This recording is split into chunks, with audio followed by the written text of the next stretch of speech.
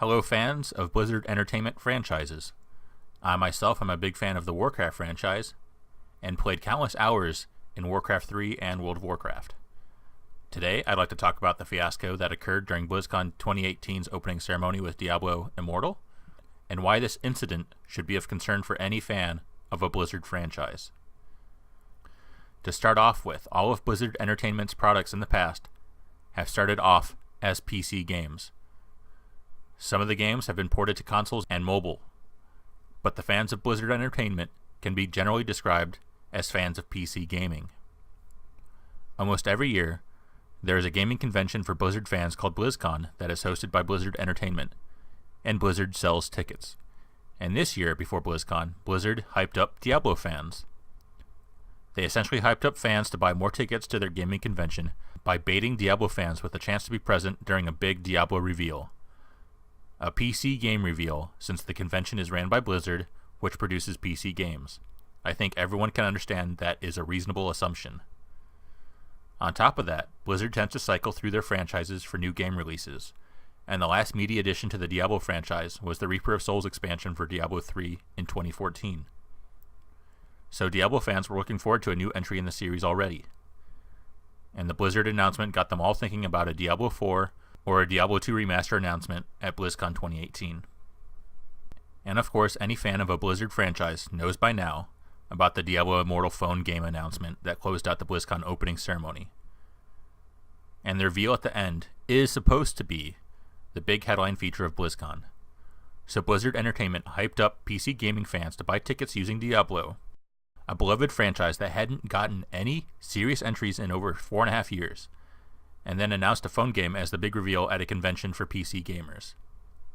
So I'm sure everyone listening can understand that everyone who got hyped up for a Diablo reveal and paid for either tickets or virtual tickets, expecting a PC game reveal, would feel like they suffered a bait and switch.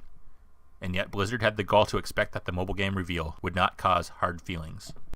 When they got booed during the Q&A session immediately afterwards, a Blizzard employee asked, We don't have any plans at the moment to do PC.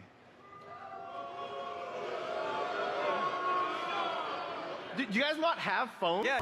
Are you not entertained?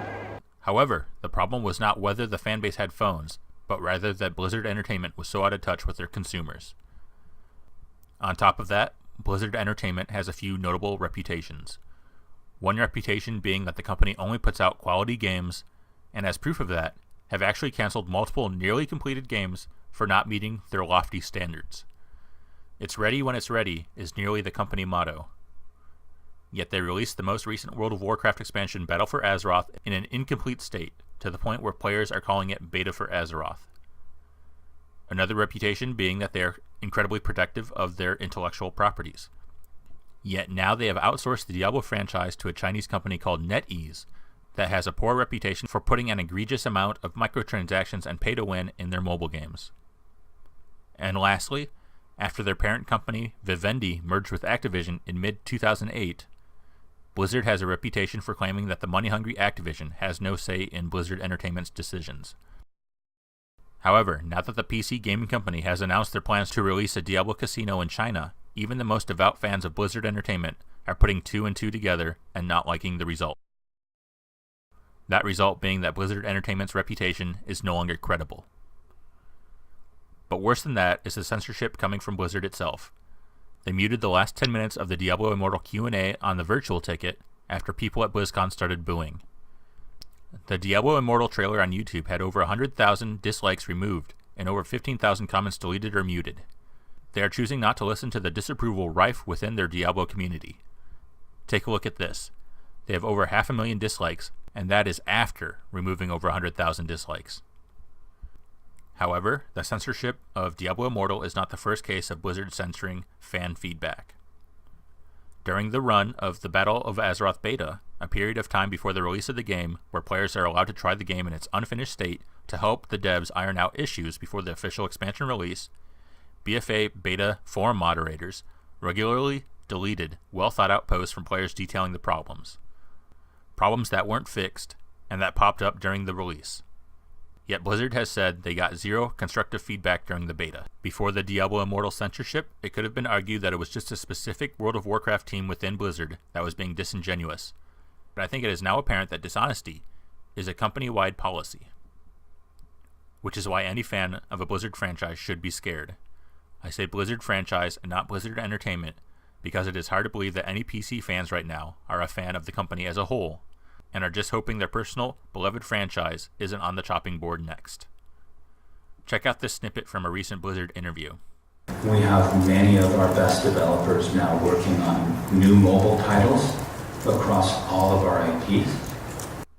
Yeah, the best devs are now working on mobile games, which means the company focus has changed from PC gamers to the mobile market. Any new content for our beloved franchises on the PC will not receive the best possible care available, and the franchises will wither. I think it is safe to say that the Blizzard we are seeing now is not the same Blizzard Entertainment that all us fans fell in love with. Nearly all the devs that helped develop the franchises we love have left the company, and the ones that are left hear us but refuse to listen. We can no longer count on quality games, and we can no longer believe that Blizzard is separate from Activision, since they are all about the money. The Diablo Immortal reveal was not for us, the fans, but for the shareholders, and Blizzard is so out of touch that they didn't realize how badly it would go down. I personally am still looking forward to WoW Classic, but If Blizz fans are. to survive, they must stand together and face the rising darkness. Though that may not